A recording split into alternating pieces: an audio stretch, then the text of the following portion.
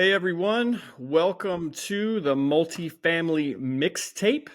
I am super excited today to have two of my friends with me. And I was on my way to Advocate recently, and I'm sitting in the airport and I open up LinkedIn and I see Bryan Holladay had posted that there was a brand new podcast coming out with these two gentlemen. And I listened to the little pilot episode. They had an interview with one of our other friends, Betsy Kirkpatrick, and I was just pumped for them because I think this is going to be a really cool opportunity, a really neat, different, fun podcast with these two guys. And so I wanted to have them on to give them an opportunity to talk about their podcast. But let me introduce both of them to you for those of you who do not know.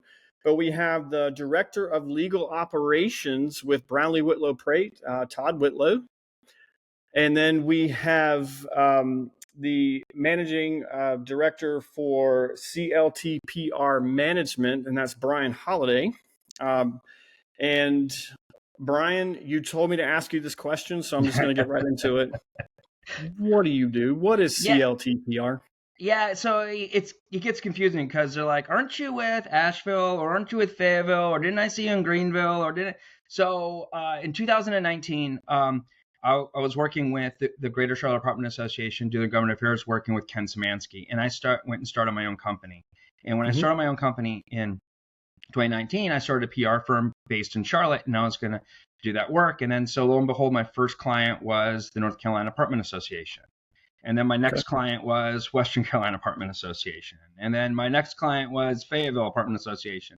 So all of a sudden, I have all these apartment associations I'm doing work with and stuff like that. And so about a year ago, I started creating a second subset of my company called CLTPR Management. And so the management piece is what we do is we provide management services for smaller associations and help them out. Anything from like what we're doing with Western and Fayetteville, running the whole show, or sometimes we offer supplemental services like helping an association get on board with Novi or help an association kind of do the email blast or a lot of behind the scenes stuff to allow a one-person show, one-person office to kind of do more of the membership facing stuff and less of the office admin work. So I'm excited that we just added our fourth employee. So Nice. So we have social media, we have communications, and we now have membership services. And we also have accounting services that we offer. So basically, you've heard like the fractional stuff, and that's kind of where we come in and say, hey, how do we fit like what's your need? And we can do a lot of back of the house stuff. So that's what I do. And it's not as fun as being a lawyer, but it is more confusing. Absolutely.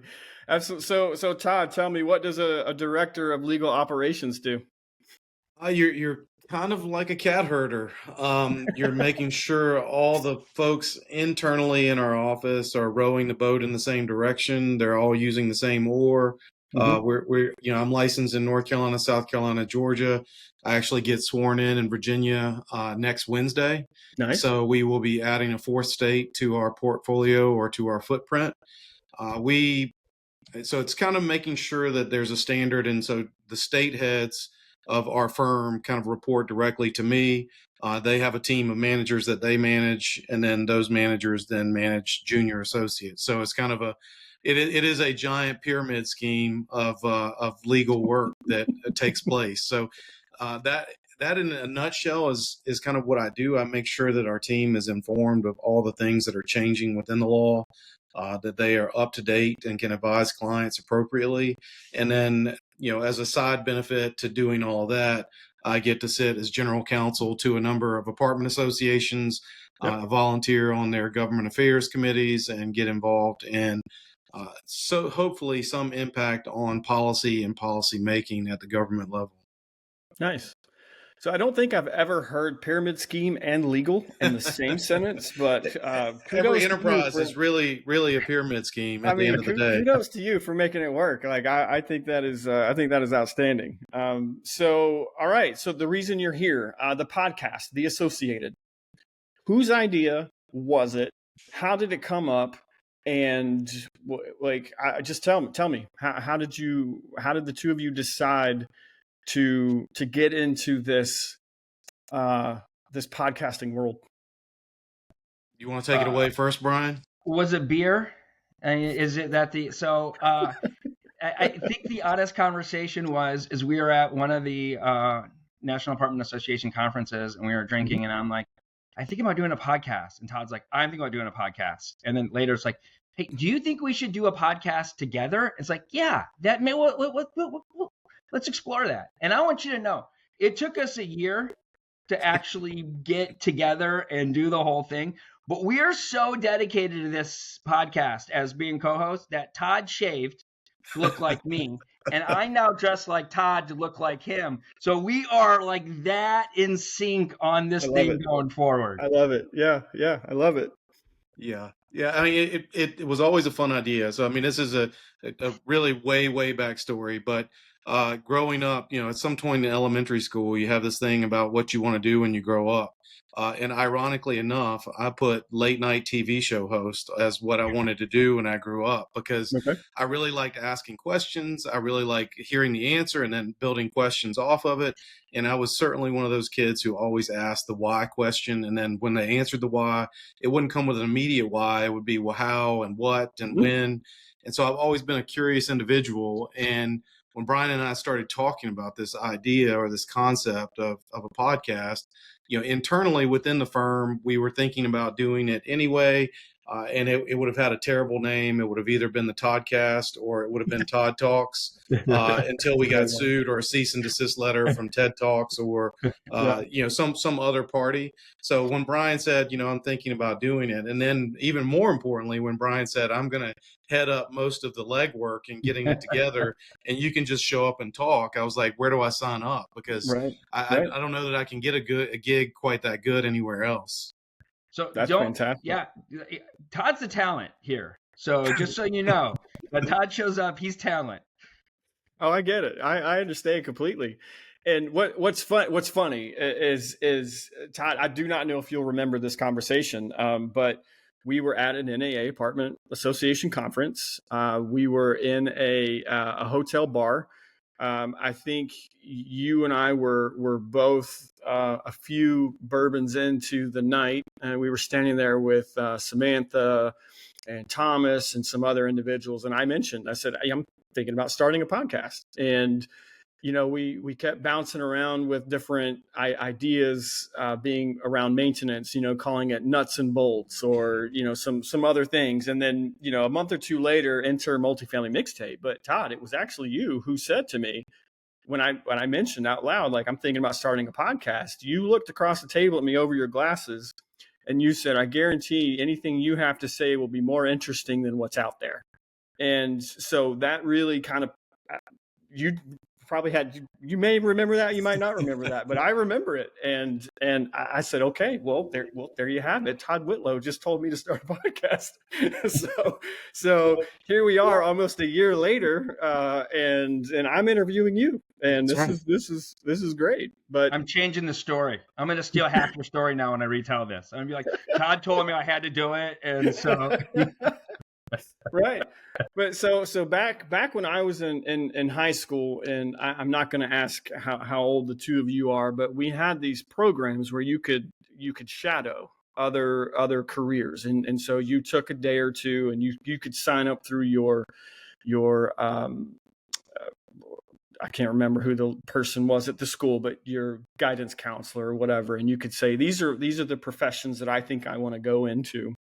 And so Todd, you put down late night TV host. I put down a radio DJ. I went to 107.3 Jams radio station here in Greenville, South Carolina, and sat in on some radio and what it meant to be a DJ, what it meant to actually broadcast. So like I got into or was thinking about radio very early. And I was 15, 16, 17 years old, something like that when all this happened. But at the time, podcasts were obviously nothing that anyone had ever heard of. But I think it's kind of just odd that here you are, right? Like you sort of manifested it into existence because of a conversation involving some beer. So that's how most great conversations start. Right. Here, hold this. Hold my beer. And actually, to know what the podcast is going to be about, I mean, Yeah. if you were with us most recently when we were at the Advocate Conference in DC, we probably did four episodes. I mean, we didn't record them, but like those are like what we just want to do. We want to replicate the conversations we have, in the hotel bars after a meeting and stuff like that, and talking about like the things that we see, what's going on, and having those additional conversations around the industry, but from an association perspective. And so you've actually, you're hosting this podcast, we're talking about it, but you've been on an unrecorded version of it quite a few times. So that's kind of what we're kind of looking to do. Well, it only felt natural to have you on for a recorded version. So Todd, who's your and both of you can answer, but who's your ideal audience? Who are you trying to reach with the associated? I mean, really, it's anyone within the multifamily industry, but particularly those who participate, volunteer, run, lead associations, because it's about yes, it's about the industry, but it's really more about how the associations impact the industry and what associations need to do and look at as we're at this crossroads of new generations coming into the workforce, and the ways in which you motivate and engage and get volunteers participating, and you get leadership growth, and the way in which you communicate, all of those things are changing and evolving. And so really the audience is anyone who is interested in that. So it could be anybody from an association executive director to their government affairs team, to their education team, to presidents of those associations, or anyone serving as chairs of committees, to discuss really how to look at things in a different light, to figure out we can't just keep doing it the way that we've been doing it. I mean, volunteerism is at an all-time low, and you're now more at a 90-10 principle, as to where traditionally you were at an 80-20. So you've got 10% of the people doing 90% of the work, and you just got to figure out different ways to achieve it. And I think what we are looking at is trying to have discussions around that. We don't have all the ideas, but we do have all the questions. So the point of our guests is to answer the questions. Right. Bryan, you got anything to add to that? No, I'm usually spot on. And the other thing is, it's giving an opportunity for people to learn new ideas, new tricks, new approaches, different things that are doing something that may be working in California. That's a really great idea that they're doing, that someone may pick up in Massachusetts, and kind of pick up that kind of stuff. And some of that have those different conversations, and then have the honest conversation about, like Todd said, like what we're doing now is not going to continue to work in the future. We have to evolve. We have to change. I mean, we say things like, it seems like it'd be a taboo thing, but when we say that management companies are turning into associations, right? And that, so people say that in the background, and we know that's not true, because the management companies aren't turning into associations. They're the members. Right. They are the association. What they're doing is their business is evolving. And so the association's business also needs to evolve. And so we don't compete with our members, because we can't, because we are our members, right? And so have those conversations of what does that look like? How do we figure out what that next is, and have those conversations that we're kind of having on the side table, and just bring it into a forum where other people can listen to it and participate. Nice. I recently had I did an episode with my friend Chris Caramonica with Wynn Residential, and we were talking about why it's important for people to be involved in their local apartment associations. For whether it's for professional growth or personal growth, or just being networking, or just being a part of something bigger than yourself. So to me, it just kind of sounds like just what you said earlier, and how you were describing your audience and what you wanted to do. Anybody who is involved or wants to be involved with associations, the Associated Podcast is going to be for them. But so are you going to have guests on? Is it just going to be the two of you recapping things? How are you envisioning this going? Well, we're always going to have a guest. So it's going to be a guest, and it will be very similar to this. except instead of Todd and I answering questions, we'll be asking the questions and then going off somebody who's like, hey, what are your thoughts, stuff like that. And also one of the things we want to get the fun stories. Like everyone has all these fun association stories, like when they went to this or do that. And so we want to pull out some of those fun stories and kind of talk about it. When I see the association, I talked this with one of my associations recently, and I said, we're two associations right now. We're this old, established, everyone's worked, some people are getting burned out association, and we're this startup where people don't understand why they need to be involved in the association or what they need, or what the association does. And I go, and we have to run both of them, but we really have to start concentrating on the startup because we have to start from the beginning. There's a whole generation of people who showed up and participated in the association because someone told them to, or because that's just what you did. And then there was a whole generation who's like, I'm just not going to do that.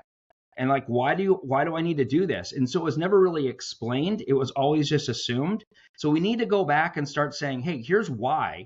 And then we also have to go, but what do you want?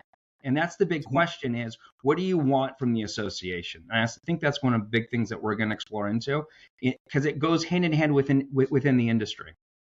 Yeah. No, you're absolutely right. And, I was involved, or I got involved back in the day when it was that old school. And I don't want to say it's not now. There's still bits and pieces of it, but it was 90% that old school. It was the same people all the time running everything. Nothing ever changed. And it took a shakeup in our local apartment association to get people to open their eyes to say like, oh, this is what an association should be. And a lot of that really went into play when we did some shakeup within our board of directors and how committees were going to be handled. There were a lot of things where staff was managing all decisions, all this, all that. And it's like, well, what's the point of having a committee? What's the point of having people on the committee making decisions if we can't do it? So we put some things into place and said, okay, committee, you want to do it? It's now on you. But if it fails, it's on you. Yeah. And so it's that's part of how I'm taking what you said about trying to change it into the new way. I mean, that's how I took what you just said, but was there something specific you may have meant by that? Or one of the things, as you talked about failure in this, is that, I looked at an older committee, a different group, and said, hey, you guys, you always say no because it didn't work. Right. And this group didn't get the opportunity to fail and learn like you did. So you're robbing them the opportunity to fail. And they're like, well, that's not really. I'm like, yeah, they need to understand why it doesn't work because they think they can do it better than you, and maybe they can. And I will tell you that is a terrible thing to recommend because then the event fails and everyone looks at you like, why did we do this? Yeah, and it gets like, oh, I remember because I will now never let anyone do this again. Yeah. And it's important that a whole group that went through it, right? That's that startup piece. They learned. They're now understanding like, okay, this didn't work, and here's why it didn't work. And sometimes it does work. Yeah. I mean, so the idea is to have a guest on each episode.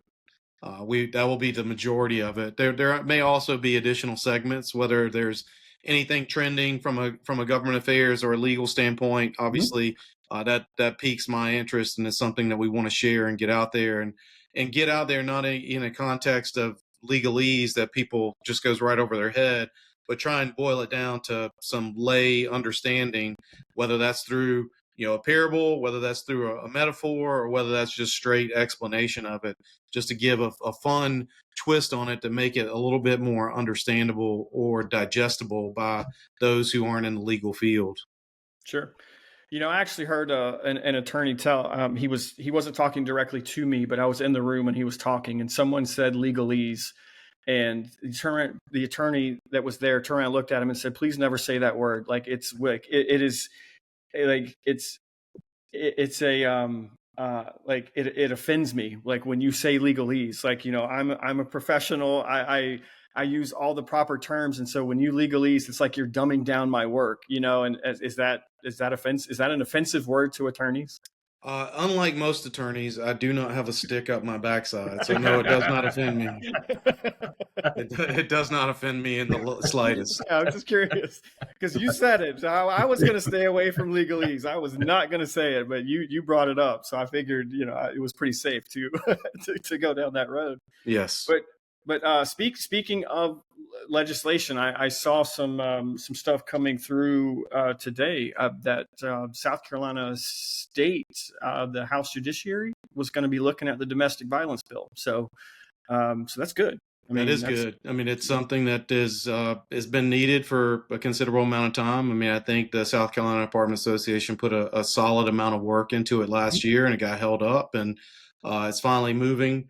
And I believe it is working its way to the House floor for a vote. And so I think that's certainly a step in the right direction. You know, South Carolina is a weird legislative jurisdiction because it just takes one person putting their name on a bill, and then it just comes to a screeching stop. So the hope is that you can keep it moving along and that it gets through the House and gets to the Senate floor and gets passed, because it provides some adequate protections to those who have been a victim of domestic violence.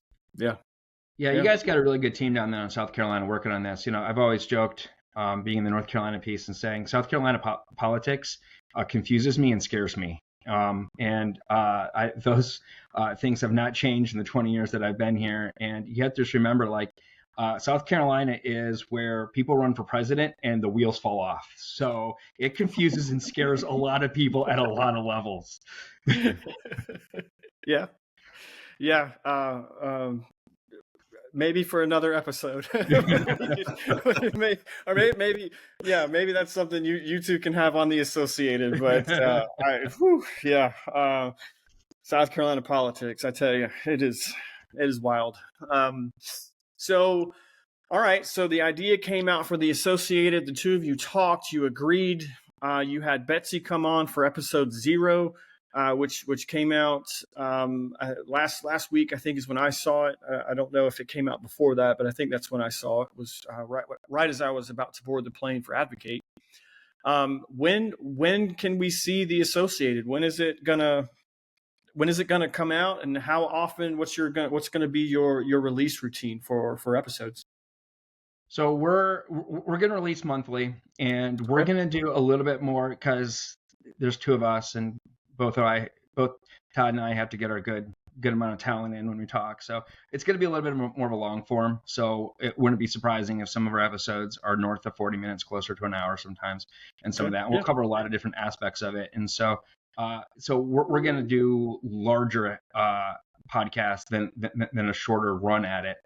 So we'll do the monthly pieces, and then we're talking about doing some fun stuff, because getting together, maybe doing some recording live stuff when we're all together, and exploring some different ideas like that. Nice. So when can we see the first episode? When's it coming out? that was the question, wasn't it? So we are on schedule to record the first episode this month, and it will drop at the 1st of May. So we're going to get it out right before May.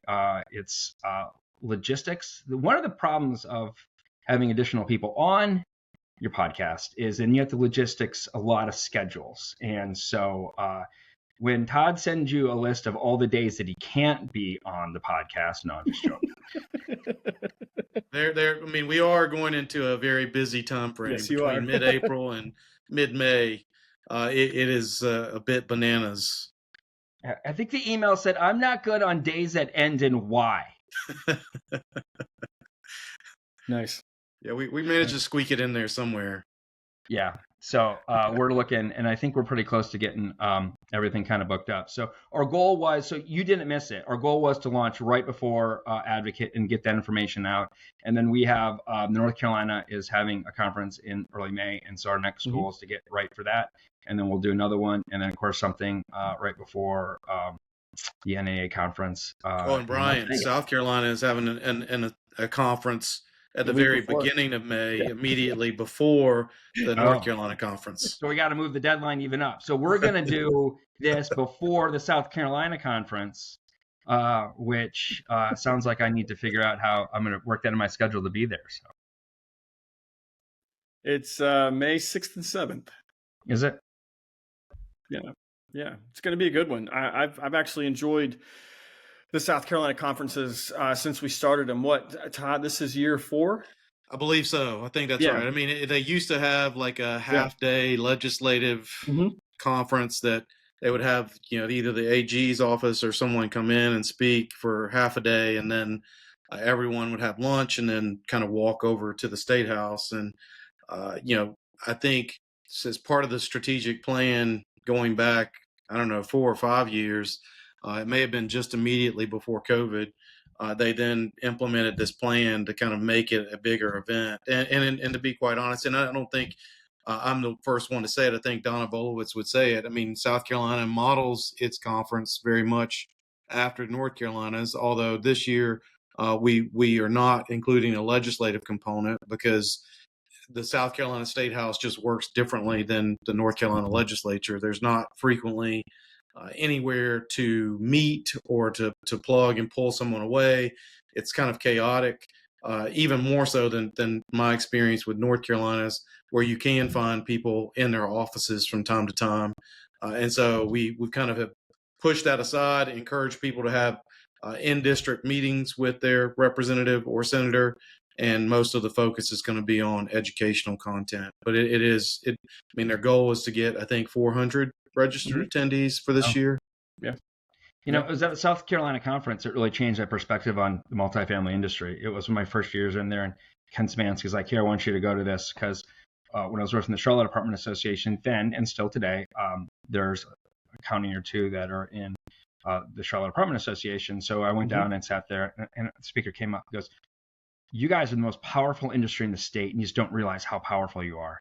You have construction, you have employment, you have housing, you have all these factors that come together, and those are all individual industries of their own, and you're all together. And you guys, like, if you get organized and start thinking about it, you really have the power to really move some things. And then he said, South Carolina politics is scary and confusing, so good luck. But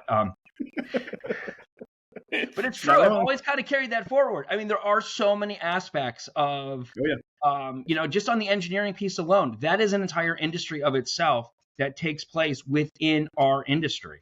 So it's really unique. Oh, it's incredible. I was talking with another on another podcast. The turnover. We just recorded some new episodes this past weekend, and one of we each come up with a topic, but we don't tell the others what it's about. And so, you mention it, and then they have to react instantly, and so it's just all hell breaks loose, right? And so we got to talking about the industry and how multifamily. When you think of multifamily, you think of that apartment community over there. You think of the maintenance person. You think of the office, because of because of certain branches of the government. You might think of the evil owners. Like so you have your perception of what multifamily is, but then you think about all the avenues, like to your point, Bryan, you think about all of the other trades, all of the other industries, all of the other stuff that feed into multifamily, or into the service industry, the housing industry in general.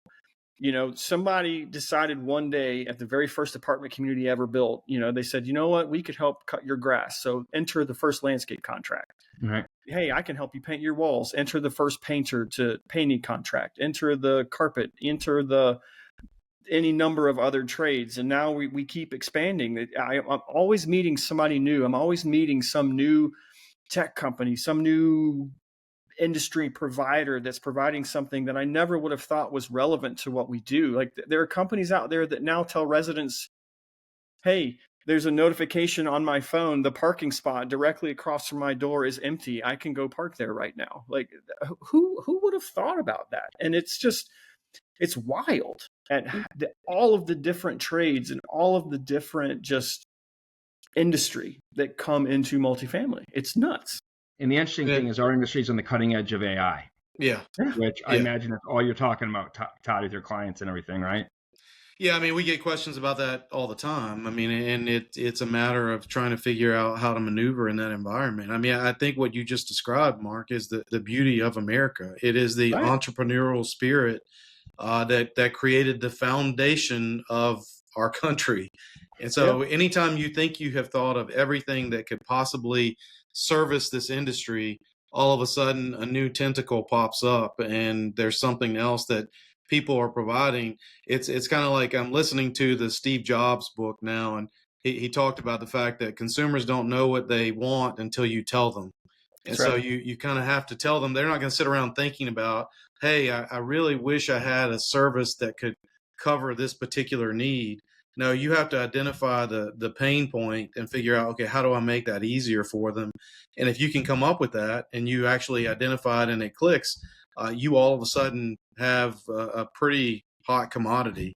And so it is always interesting to see. I mean, to get back to the power that is wielded by this industry, and getting rid of that image of, the mom and pop landlord, or someone who they only think about the maintenance person and the site team. Mm-hmm. Well, that maintenance person and the site team are running a small cruise ship with all the activities and amenities that are offered.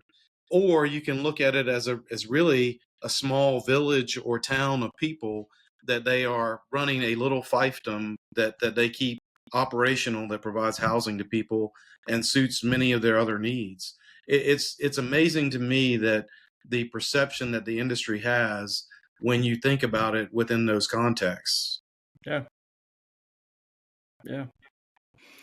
So we'll start to wrap this up, and I always like to ask the question, Bryan. I've asked you this question before, Todd. You don't know what's coming, but if we'll let Bryan go first, that way it gives you a second to formulate your response. But if as an industry, as an industry that's currently plagued with, we're understaffed, we're overworked.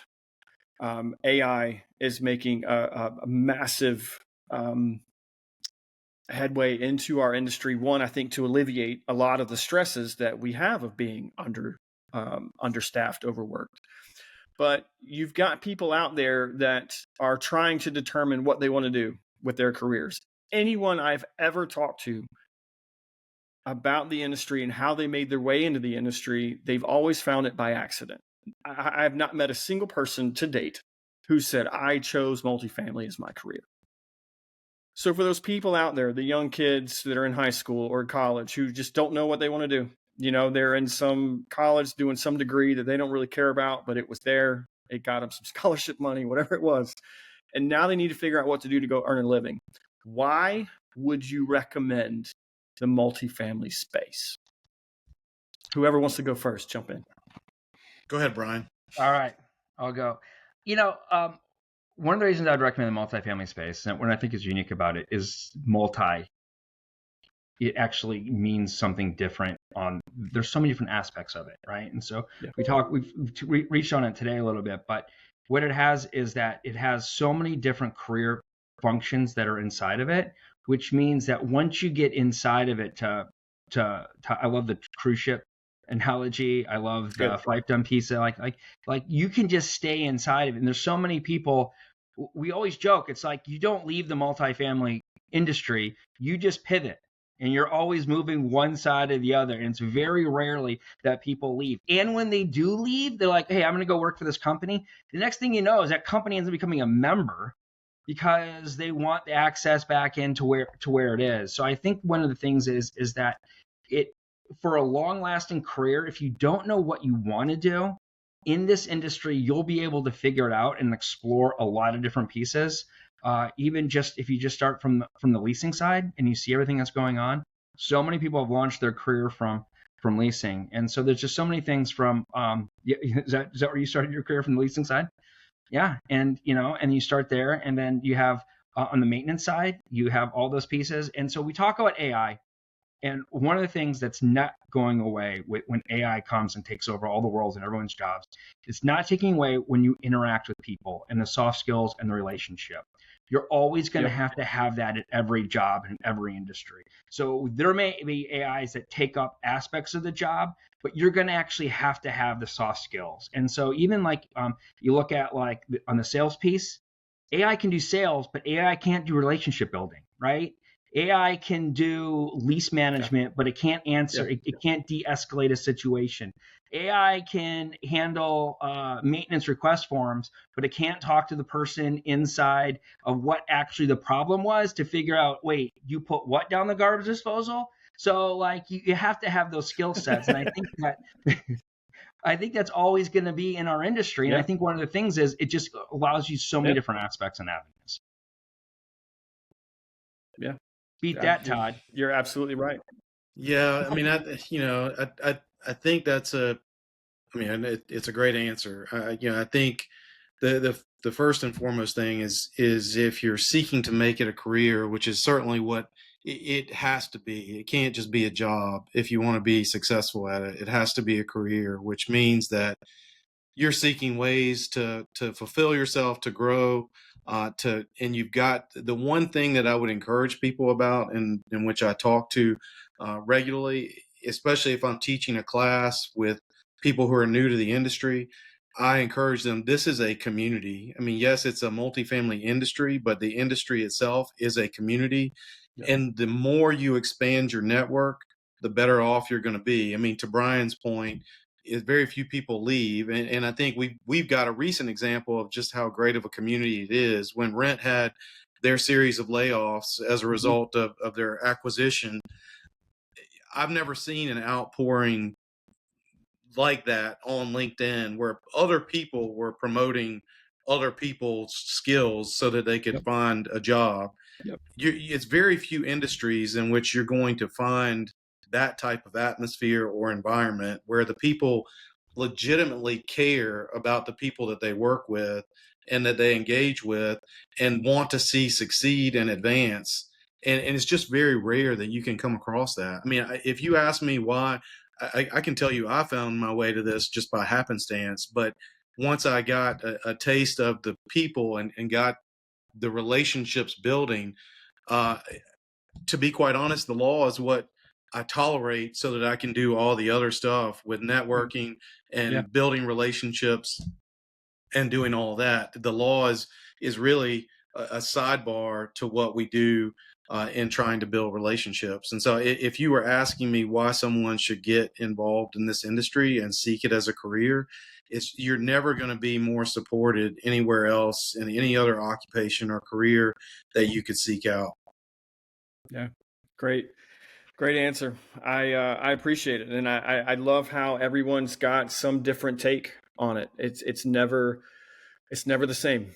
Multifamily, it means something different to everybody, and like you said, I just will echo what you said about Rent and the outpouring of support.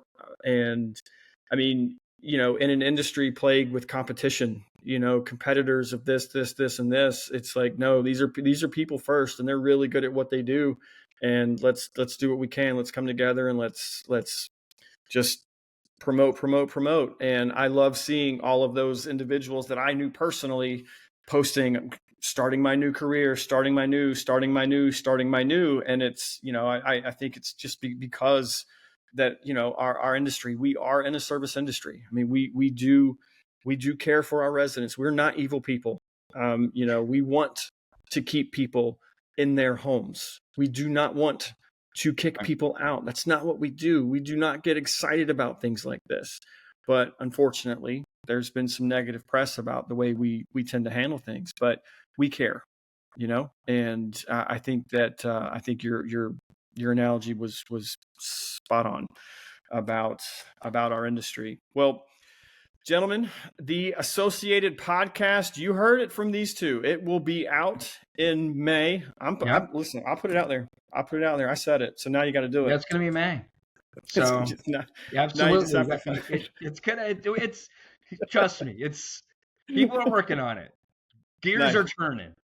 So very good. Emails are being sent. So, hey, Mark, thanks for this. I mean, to Todd's point, it's like, hey, we're starting a podcast, and instead of like, oh my word, no more people in this space. Well, it's like, hey, come be on mine, right? And then right after that, like we hadn't seen until within a week, and you're like, hey, let's do this and record it. So it goes to Todd's point where this industry is just so inclusive. It's unbelievable. So thank you for allowing us to be your very first guest and to be the first person to promote the Associated. So. Hey Bryan, we're not his first guest, but this is our first time being guests. I've already gotten into like our podcast routine here a little bit. Thanks for coming on to the Associated, Mark. Okay, well, hey, listen, I guess you heard it here first. I'm the first guest on the Associated podcast. I'm kidding. But no, I really wanted to have you both on because I want to support anybody who's getting out there and talking about the multifamily industry. And knowing you two the way I know you two, I know the podcast is going to be great. I have subscribed. Like I'll be one of those that gets it once you hit done, publish. And I'm looking forward to it because I do value both of you. I value your expertise in the industry, and I think as a lifelong student, I want to continue to learn. And having you two on and talking about the things that you're going to talk about, it's only going to make me better. So I would encourage everyone that's listening to my podcast, if you subscribe to mine, find the Associated. Where can they find it, Bryan? Oh, this is where I get to do a plug. Okay, I'll plug this. So the best place, or my favorite place to go, is on my website, which is cltprmanagement.com. And then you can / a pod or hit the pod button, and you can see all the videos, or you can see the different home pages. But we are on all the major podcast providers. And as Todd likes to say, is don't confuse us with the Associated Press. That's a different podcast completely. So we're just the Associated. Awesome. Very good. Well, thank you, gentlemen, for being here today. I appreciate it. We're all excited. We're ready to tune in and listen to the Associated when it comes out. But in the meantime, thank you, everybody, for listening to Multifamily Mixtape. I will catch you on the next one. See you guys. Thanks. Thanks, Mark.